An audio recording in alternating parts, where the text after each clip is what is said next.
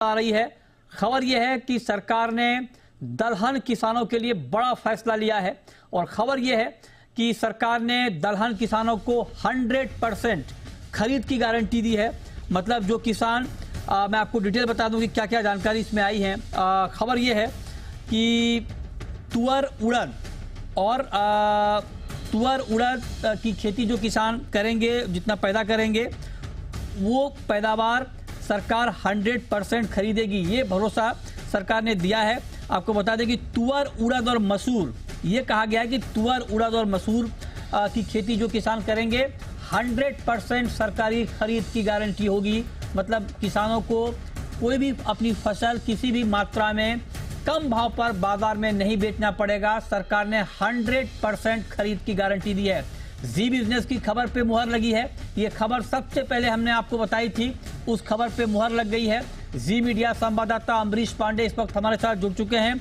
अमरीश, आप जरा बताइए क्या है डिटेल।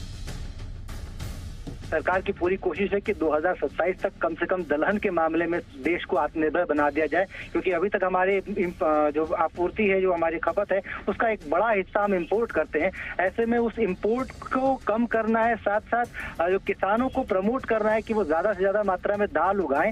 इसके लिए सरकार उनको 100% खरीद की गारंटी दे रही है।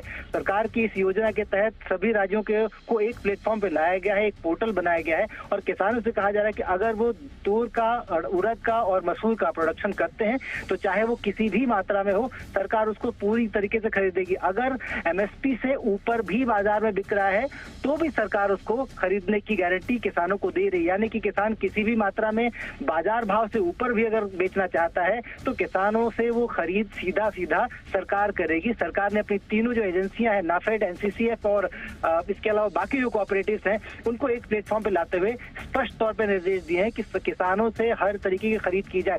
इसके साथ साथ सरकार ने उनको प्रमोट करने के लिए जो उन्नत बीज हैं सभी दालों के, ऐसे 150 से ज्यादा सेंटर्स बनाए हैं। साथ साथ इनकी संख्या को है 500 तक बढ़ाने की कोशिश है, ताकि किसानों के पास उन्नत बीज, कृषि उपकरण या दलहन उगाने से लेकर जो टेक्नोलॉजी या और कोई सहायता चाहिए तो वो भी सरकार मुहैया कराती रहेगी। जी बिजनेस ने सबसे पहले बताया था कि कृषि मंत्रालय का जो 100 डेज का एजेंडा है उसमें सबसे बड़ी प्राथमिकता है दलहन और तिलहन के मामले में आत्मनिर्भरता।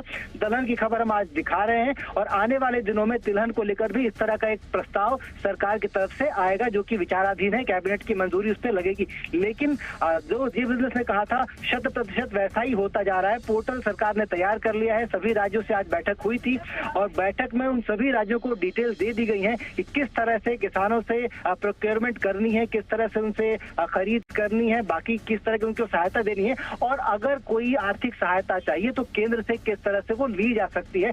तो कुल मिलाकर 2027 तक भारत कम से कम दलहन के मामले में आत्मनिर्भर बनने का लक्ष्य लेकर चल रहा है।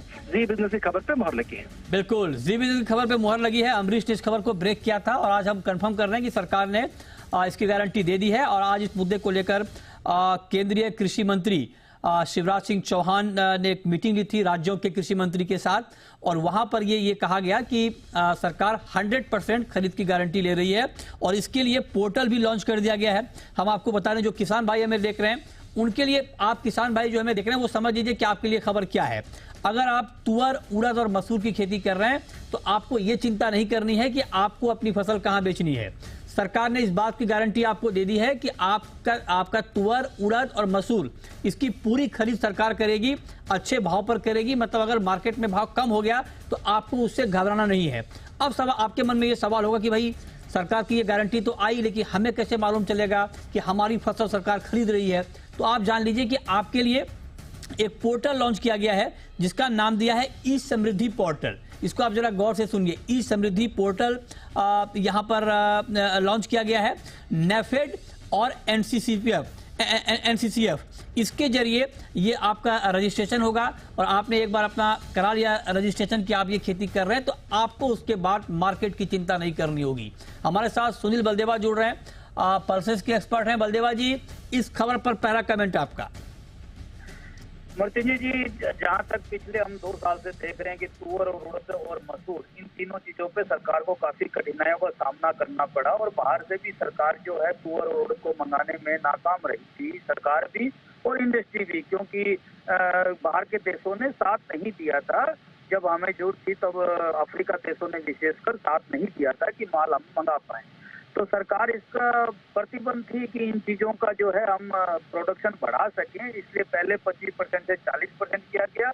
अब ई समृद्धि के थ्रू इसको बढ़ा के 100% तक एमएसपी पर खरीदने की गारंटी सरकार दे रही है, ताकि किसान इसको ज्यादा ज्यादा जो है इसको सोइंग करने की तरफ आकर्षित हो और इसकी फसल जो है वो इतनी हो जाए कि हमारे इंपोर्ट करने की तरफ हमें जरूरत महसूस ना हो। तो ये एक अच्छा कदम है, लेकिन ये कहाँ तक ई समृद्धि से किसान इसको तोल पाएंगे और इसके उपभोक्ताओं पे क्या असर होगा, इन दोनों चीजों का विश्लेषण करना होगा। क्योंकि सरकार ने अभी 100% माल खरीदा नहीं है, अभी तक मैक्सिमम 25% या फिर 40%, कुछ कमोडिटी जैसे तुअर और उड़द की है 40% तक खरीदती रही है सरकार।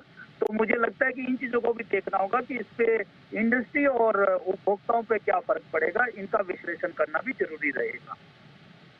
ओके, तो ये बहुत महत्वपूर्ण बात है। अब जरा अमरीश, एक और महत्वपूर्ण बात है, जैसे कि अभी हमने ये बताया कि भाई ई समृद्धि पोर्टल लॉन्च किया गया है और नेफेड और एनसीसीएफ के जरिए इसका रजिस्ट्रेशन होगा। ये काम कब से शुरू हो रहा है अमरीश?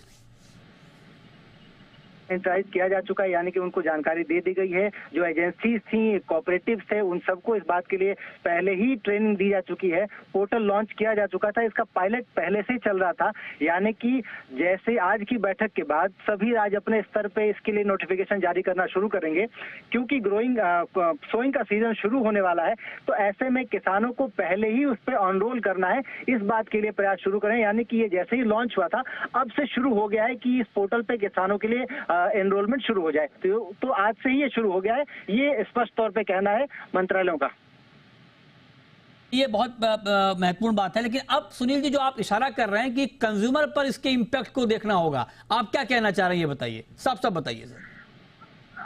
मृत्युंजय जी, जहाँ तक ई समृद्धि पोर्टल का सवाल था, आपको याद होगा कि माननीय अमित शाह जी ने इसको करीबन 2 महीने पहले लॉन्च किया था। इसके द्वारा सरकार ने मसूर तुअर खरीदना चाहा था, लेकिन तुअर सरकार नहीं खरीद पाई थी, क्योंकि एमएसपी से बहुत ऊपर ये बिक रहा था।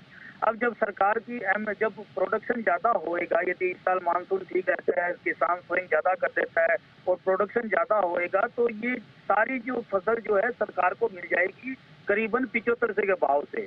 यदि सरकार इसको 75 के भाव से खरीदती है, तो ये देखना लाजमी होगा कि क्या सरकार गरीबों को फिर सब्सिडी देके इस माल को बेचती है, या फिर 75 के भाव से खर्चे जोड़ के सरकार इसको ओपन मार्केट में देती है।